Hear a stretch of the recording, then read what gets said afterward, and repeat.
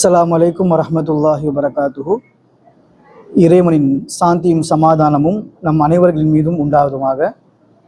அன்பிற்குரியவர்களே, முஸ்லிம்களுடைய மிக முக்கியமான இரு பண்டிகைகள், அதில் நோன்பு பெருநாள் ஒன்று, அதே போல ஹஜ்ஜு பெருநாள் ஒன்று. இன்றைக்கு ஹஜ்ஜு பெருநாளை நாங்கள் கொண்டாடிவிட்டு இறைவனுடைய கடமைகளை நிறைவேற்றி நாம் உங்களுக்கு முன்னால் நின்று கொண்டிருக்கின்றோம். இந்த ஹஜ்ஜு பெருநாள் என்பது, இந்த ஹஜ்ஜு பெருநாளின் கதாநாயகராக இப்ராஹிம் அப்படிங்கிற ஒரு நபி இருக்கிறாங்க. இவர்கள் இறைவனுக்காக எல்லாவற்றையும் தியாகம் செய்தார்கள்.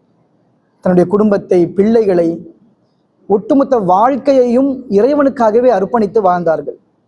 அப்பேற்பட்ட அந்த இப்ராஹிம் நபி அவர்களுடைய அந்த வாழ்க்கையின் நினைவாக, அவர்களுடைய வாழ்க்கையை, வரலாற்றை பேசக்கூடிய, நினைத்து பார்த்து வாழக்கூடிய ஒரு அழகான ஒரு நாளாக இந்த ஹஜ்ஜு பெருநாளை இருக்கிறது. அதிலும் குறிப்பாக இன்றைய நாளில் அவருடைய மகனை அவர்கள் இறைவனுக்காக அறுத்து பலியிட துணிந்தார்கள். இறைவன் அதற்கு பகரமாக சொர்க்கத்தில் இருந்த ஆட்டை இறக்கினான். அந்த இறைவன் அதற்கு பகரமாக எங்கள் அனைவருக்கும் ஆட்டை, மாட்டை அல்லது ஒட்டகத்தை அறுத்து பலியிடக்கூடிய ஒரு கட்டளை எங்கள் அனைவருக்கும் இருக்கிறது.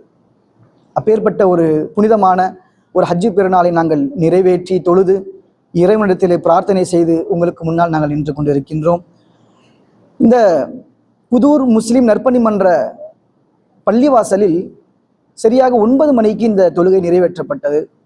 ஆக உங்கள் அனைவருக்கும் எங்களுடைய ஹஜ்ஜு பெருநாள் நல்வாழ்த்துக்களை நிர்வாகத்தினர் சார்பாகவும் பொதுமக்கள் முசல்லிகளின் சார்பாகவும் உங்கள் அனைவருக்கும் நாங்கள் தெரிவித்துக் கொள்கிறோம். இறைவன் நம் அனைவரையும் பொருந்திக் கொள்வானாக. அஸ்ஸலாமு அலைக்கும் வரஹ்மத்துல்லாஹி வபரகாத்துஹு. அஸ்ஸலாமு அலைக்கும்.